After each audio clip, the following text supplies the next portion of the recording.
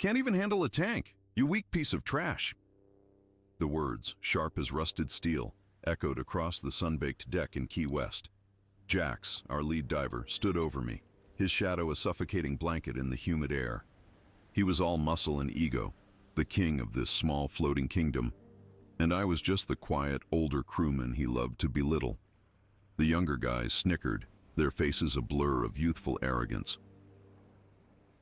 I could feel the heat on my face, a mix of the Florida sun and pure, burning shame. He saw me as a relic, a piece of driftwood washed ashore. We were heading out to the Vandenberg, a ghost ship sunk in the deep, a place known for its treacherous currents and tangled guts. Jax thought he was conquering the ocean, but nobody imagined what I would do that day. If this sentence reminded you of someone, just comment with, "I understand." My name is Mike. I'm 41 years old, and for the last 2 decades, the sea has been my office, my church, and my home. My skin is a roadmap of sun and salt, and my hands are more callous than skin, shaped by countless ropes, nets, and engine parts. I work as a crew assistant on a dive boat out of Key West called the Sea Serpent. It's not glorious work. It's coiling lines that are stiff with salt, checking gauges that younger eyes overlook, and staying out of the way of the men who think the ocean is something to be conquered. Men like Jax. He was our lead diver, a decade younger than me, with a body built in a gym and an ego forged in college sports. To him, I was a relic, a piece of driftwood. He saw my quiet nature not as patience, but as weakness. He saw my wiry frame not as efficient, but as frail. Every day was a small test, a new opportunity for him to prove his dominance. He'd make me carry the heaviest gear, then mock me for being slow. He'd correct knots I'd been tying since before he could swim, retying them with a flourish for the benefit of the younger crew, who were always watching, always learning who to respect and who to dismiss. The moment that really burned itself into my memory happened on a Tuesday, under a sun so fierce it felt like it was trying to peel the paint from the deck. We were loading a fresh set of oxygen tanks for a tourist charter. The metal was hot to the touch and slick with condensation from the humid air. I was lifting one onto the rack when my hand slipped just for a second. The tank, heavy and awkward, tilted and banged against the steel railing with a loud, hollow clang. I caught it instantly, no harm done, but the sound was like a dinner bell for Jax. He strode over from the captain's chair where he'd been holding court, a theatrical scowl on his face. He snatched the tank from my hands with a grunt, making it look like he was saving the day, and then he shoved me hard back against the cabin wall. The other guys, barely in their 20s, stopped what they were doing and turned to watch the show. "Look at this," Jax's voice boomed across the deck, loud enough for everyone to hear, including the family on the sailboat docked next to us. He gestured at me with his chin, his expression a mask of pure contempt. "Can't even handle a tank, you weak piece of trash." The words hung in the thick, salty air. Trash. He said it with such casual cruelty. The younger guys snickered, their laughter a sharp, painful echo of his words. I just stood there, my face burning with a heat that had nothing to do with the sun. My knuckles were white where I gripped the railing to steady myself. In that moment, I felt every one of my 41 years. I felt ancient, obsolete, a ghost on a boat full of life. I didn't say a word. There was nothing to say. I just turned away, picked up a wet, gritty rope, and began to coil it with meticulous precision, the shame twisting in my gut like the fibers in my hand. That feeling lingered, a low tide of humiliation that never quite went out. A few weeks later, we were heading out to the Vandenberg. It's a ghost ship, a massive vessel sunk miles offshore to become an artificial reef. Down there, it's a labyrinth of decaying steel, narrow corridors, and currents that can turn on you in a heartbeat. It's a place that demands respect, not arrogance. Jax was leading a less experienced diver, a kid named Leo, on a deep penetration dive into the ship's interior. My job, as usual, was to stay on deck, monitor the lines, and keep out of the way. The day started like any other. The sun beat down, The sea was a placid sheet of blue, and Jax was his usual swaggering self, boasting about the route he was taking through the comms tower. I was watching the lines, feeling the gentle tug and sway of the divers below, when I noticed it. It was something small, something most people wouldn't even register. The bubbles. A diver's exhalations reached the surface in a steady, rhythmic stream, like a slow pulse. But the pattern I was seeing had changed. It was no longer a calm, steady rhythm. It had become a frantic, panicked burst, erratic and desperate. It was the breathing of a man in trouble. I looked over at the other crewman on watch, a young guy named Kevin. "Something's wrong with their bubbles," I said, keeping my voice calm. He glanced at the water, then back at his phone. "Looks fine to me, old man. Jax knows what he's doing." He dismissed me without a second thought, but I knew. I could feel it in my bones, the same way you can feel a storm coming long before the sky turns dark. Then, Jax's voice crackled over the radio, tight and sharp with adrenaline. "He's tangled. Damn it. Leo snagged on some rebar inside the comms tower." The casual day was over. Kevin dropped his phone. The others looked up from their tasks, their faces suddenly pale. They were all looking at the roiling water, then at the radio, waiting for an order that Jax, in his own panic, was too overwhelmed to give. In that sudden, terrifying silence, everyone froze. Everyone but me. If you've ever felt this way, just leave a in the comments. We get it. The world on deck stopped. The wind seemed to hold its breath. The gentle slap of waves against the hull sounded like a funeral drum. Kevin, the kid who'd dismissed me, was staring at the radio as if it had just cursed his family. The others were frozen, a gallery of pale, useless statues. They were waiting for orders. They were waiting for their leader, Jax, to tell them what to do. But their leader was 100 feet down, panicked and turning a bad situation into a fatal one. I could hear it in his breathing over the comms, short, ragged gasps. Panic is a contagion, and it was spreading from him, through the radio and across the deck. But it didn't touch me. For me, in that moment, the noise faded away. The years of being invisible, of being the quiet man coiling ropes in the corner, had given me one advantage. I watched. I listened. I understood the ocean not as an adversary, but as a complex system of pressures and forces. And I understood that what was happening below wasn't a test of strength. It was a test of clarity. I didn't shout. I didn't ask for permission. I just moved. My body felt like it was on autopilot, running a program written over 20 years of salt and sun. I turned from the rail and went straight to the emergency locker.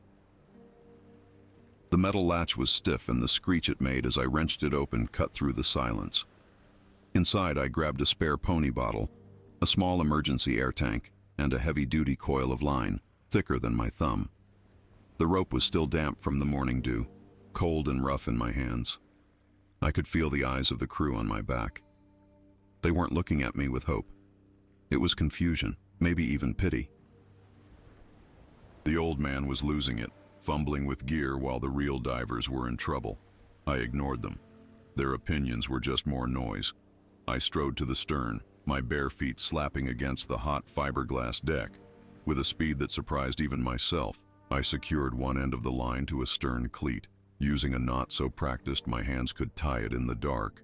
Then, without a second thought, I pulled on a mask, grabbed the pony bottle, and went over the side. The water was a cold, violent shock, stealing the air from my lungs for a heartbeat. It was a slap in the face, waking up every nerve in my body. Then, silence. The frantic world of the boat disappeared, replaced by the deep, muffled hum of the ocean. I opened my eyes to a world of shifting blue and green. The sun was a distant, shimmering disk above me. I followed the anchor line down, pulling myself hand over hand, equalizing the pressure in my ears as I descended into the gloom. The massive, dark shape of the Vandenberg grew beneath me, a skeletal leviathan resting in the deep. I followed the thin guide rope that led from the main line to the comms tower where they were trapped. I found them in a thick cloud of silt, their frantic movements having stirred up decades of decay from the ship's floor. It was a scene of pure, primal panic. Jax was still pulling, his powerful legs braced against a steel beam, trying to rip Leo free through sheer force. He was like a bulldog trying to pull a train. All his strength, all his gym-honed muscle, was useless. Worse than useless. Every time he yanked, the tangle of rebar and old wiring around Leo's gear cinched tighter. Leo was thrashing, his arms flailing, his eyes wide with a terror so profound it was painful to see. His air bubbles weren't just frantic anymore. They were sparse. He was running out of time. I swam past Jax, who barely registered my presence, his focus entirely on his failing effort. I went straight to the source of the problem. I put my hand on Leo's shoulder, a firm, steady pressure. He flinched, but I didn't let go. I held up the pony bottle, put the regulator in his hand, and motioned for him to use it. His trembling hands fumbled with it, but he got it into his mouth and took a desperate, life-giving breath. The immediate change was visible. The thrashing subsided. He was still terrified, but he had air. He had a few more seconds. That was all I needed. I pulled out my dive knife. It wasn't big or flashy, just a simple, sharp tool I'd had for years. I didn't try to saw through the thick cables. That would take too long. Instead, I examined the knot of metal and wire that had him pinned. It wasn't a cage, it was a hook. A single bent piece of rusted rebar had snagged his tank valve. Jax's pulling had only wedged it in deeper. I ignored the wires and focused on that one point. I jammed the tip of my knife into the space between the rebar and the steel plate it was attached to. My hands were trembling now, not from fear, but from the strain and the cold. With all my wiry strength, I pushed.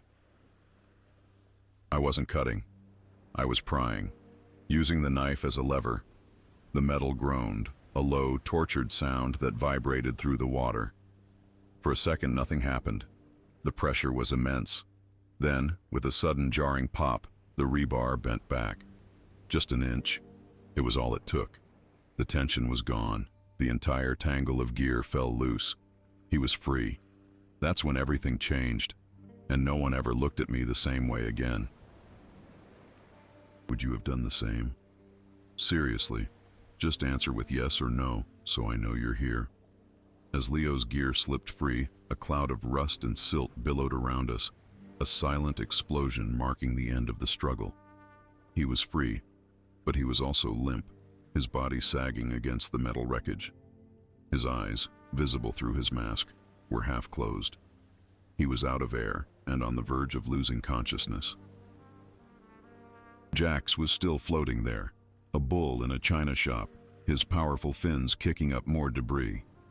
He looked from the freed diver to me, his own movements suddenly hesitant, uncertain. His entire worldview, built on the simple foundation of physical dominance, had just been shattered 100 feet beneath the waves. He had no plan B. Strength was his only tool, and it had failed. I didn't have time to savor the moment.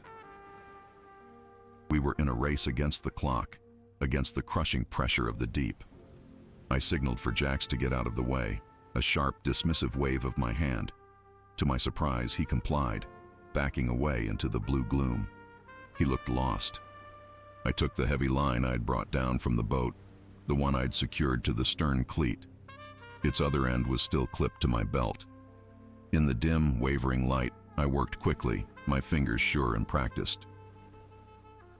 I looped the rope under Leo's arms and through his BCD straps, tying a knot that looked complex, but was deceptively simple to secure. It was a bowline on a bight, a rescue knot I learned from an old sponge diver in Tarpon Springs 30 years ago. He'd told me it'll hold a man's weight without slipping or cinching tight, even if he's dead weight. I never thought I'd use it like this. With Leo secured, I began our ascent. It was a slow, controlled rise. I wasn't just pulling him up. I was managing his buoyancy, venting air from his vest to prevent a dangerously rapid ascent. I held him close, one hand on his tank valve, the other monitoring my own depth gauge. Jax followed us up, a few feet below, a silent, useless shadow. He wasn't leading anymore. He was just a witness. I could feel his eyes on me, on my hands, on the methodical way I was handling the situation he had created. Breaking the surface was like being born again. The sound of the world rushed back in, the hum of the boat's engine, the cry of a distant gull, the anxious shouts from the deck. I ripped off my mask, gasping in the thick, salty air. The faces of the crew were lined up along the rail, staring down at us. Kevin, the kid who'd dismissed my warning, looked like he'd seen a ghost. The others were just as pale, their youthful arrogance washed away, replaced by a mixture of shock and awe. They weren't looking at a hero. They were looking at the old man, the piece of trash, who had just done the impossible. Their silence was more profound than any cheer could ever be. Getting Leo onto the boat was the final test. The crew reached down, ready to haul him up by his arms. "No, stop!" I shouted, my voice raw from the salt. They froze. Jax was treading water beside me, looking up at the boat, then back at me, waiting for my command. It was the first time he had ever looked to me for anything. I ignored him. "Use the line," I yelled to the crew. "Don't pull, just keep it taut." I swam Leo over to the dive platform at the stern. I didn't try to lift his dead weight. Instead, I used physics. I waited for the boat to rock in the swell, and at the precise moment the platform dipped into the water, I used my body as a lever, pivoting him up and onto the fiberglass. It was a smooth, efficient motion that required almost no brute strength. It was technique. It was experience. It was everything Jax was not. Once Leo was on board, coughing up seawater but breathing, the crew swarmed him, patting his back, checking his gear. I climbed onto the platform, my legs trembling from adrenaline and exhaustion. I sat there for a long moment, water streaming from my hair. The heavy rope coiled at my feet. That's when Jax pulled himself onto the boat.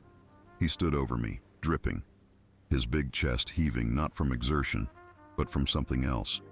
Defeat, humiliation. He ripped his mask off and threw it onto the deck, where it clattered loudly in the sudden, thick silence. No one spoke. The usual post-dive chatter, the boasts and the jokes, were gone. The air was heavy with what had just happened, with what had been revealed. Jax didn't look at Leo. He didn't look at the crew. He looked at me. His gaze wasn't angry. It was something far more unnerving. It was empty. He looked down at my hands, calloused, scarred, and steady. The hands he'd mocked. They weren't the hands of a weak man. They were the hands of a sailor, a man who understood the sea in a way his muscles never could. He opened his mouth as if to say something, then closed it. What could he say? Thank you? I'm sorry? The words didn't exist in his vocabulary. Instead, he just turned and walked toward the bow. His shoulders slumped. The king had been deposed, not in a battle, but by a simple, undeniable fact. The younger guys watched him go, then their eyes shifted back to me. The smirks were gone, replaced by a quiet, grudging respect. They didn't need to say anything. Their silence said it all. I knew in that moment that nothing on this boat would ever be the same again. If you've ever proven something to someone in silence, comment, they understood too late. I picked up the wet, gritty rescue rope and began to coil it with meticulous precision. The shame that had twisted in my gut for weeks finally, blessedly, unspooling and washing away with the tide. The ride back to the marina was the quietest I'd ever experienced on the Sea Serpent. The usual sounds were there, the drone of the diesel engines, the rush of water against the hull, but the human noise was gone. There were no jokes, no boasting about the dive, no music crackling from the cheap speakers. There was only the thick, heavy silence of an unspoken truth. Leo was wrapped in a thermal blanket, pale but okay, occasionally looking over at me with eyes that held a depth of gratitude no words could ever capture. The rest of the crew just busied themselves with tasks that didn't need doing, coiling already coiled ropes, checking gauges that were perfectly fine. They were avoiding eye contact, not just with me, but with Jax. He sat alone at the bow, staring out at the horizon, his back to all of us. He looked smaller somehow. The mountain of muscle that had dominated the deck for so long seemed to have shrunk, deflated by the pressure of his own failure. He hadn't said a single word since he climbed back on board. No excuses, no blame, no orders. He was just a man who had met a force greater than his own strength. And it wasn't the ocean. It was the quiet competence of the man he'd called trash. There was no ceremony when we docked, no big thank you or you saved his life. Words like that are too big, too awkward for men like us. They get caught in your throat. Instead, the change came in the silence, in the spaces between things. The next morning, I arrived at the dock at my usual time, just before sunrise. I expected to find Jax already there, barking orders, re-establishing his territory. But the boat was empty. I started my checks, just like any other day. A few minutes later, the younger crew guys showed up. Kevin, the one who'd told me Jax knew what he was doing, walked over to where I was checking the fuel lines. He just stood there for a moment, then mumbled, "Hey Mike, that bowline on a bite, can you show me that again sometime?" It wasn't an apology. It was better. It was a question. It was an admission that I had knowledge he needed. That was the first crack in the dam. When Jax finally arrived, he walked straight past everyone and went into the cabin. A minute later, he came out holding the lead diver's clipboard. It held the dive plan for the day, the checklists, the emergency procedures. It was his scepter, the symbol of his authority. He walked over to me, not looking me in the eye, but looking at my chest. He held out the clipboard. He didn't say a word. I just took it. And that was it. The crown had been passed, not in a coronation, but in a quiet, humbling abdication. From that day on, I planned the dives. I checked the gear, and when I spoke, people listened. The mockery stopped, of course. The snide remarks, the old man jokes, they all vanished. But it was more than that. A space opened up for me on that boat. Before, I was an obstacle, a piece of old furniture to be worked around. Now I was part of the structure. They'd ask me about the currents. They'd watch how I read the patterns on the water. They started to see the ocean not as a gym, but as a living thing, and they saw that I spoke its language. The greatest change was in Jax. He never tried to challenge me again. He did his job, followed my dive plans, and kept his opinions to himself. Sometimes I'd catch him watching me tie a knot or service a regulator, a strange, unreadable expression on his face. It wasn't friendship. It was a kind of wary, grudging respect, the kind a predator gives another animal it knows it can't beat. The sea has a way of stripping you down to what you really are. Down in the deep, in the cold and the silence, your muscles don't matter. Your ego doesn't matter. How loud you are on the deck means nothing. All that matters is what you know and how calm you can be when everything is going wrong. The ocean doesn't reward the loud, it rewards the patient. It doesn't respect the strong, it respects the wise. It teaches you that true strength isn't about pulling harder. It's about knowing where to place the lever. Jax had spent his life trying to conquer the ocean. I had just spent my life listening to it. And when it mattered most, the ocean told me what to do. But even now, sometimes when I'm out on the water watching the sun come up, I wonder about that respect. It's a heavy thing, earned in a moment of life and death. I wonder if they truly see me now, the man who was there all along, quietly doing his job. Or do they only respect me because they saw what happens when things fall apart? Do they remember me for what I did? Or do they just see a safety net, a tool they might need again if they get tangled in the dark? Read this ending, and if you've ever been in a place where your quiet strength was all you had, comment with the one word that describes you when they finally saw the truth.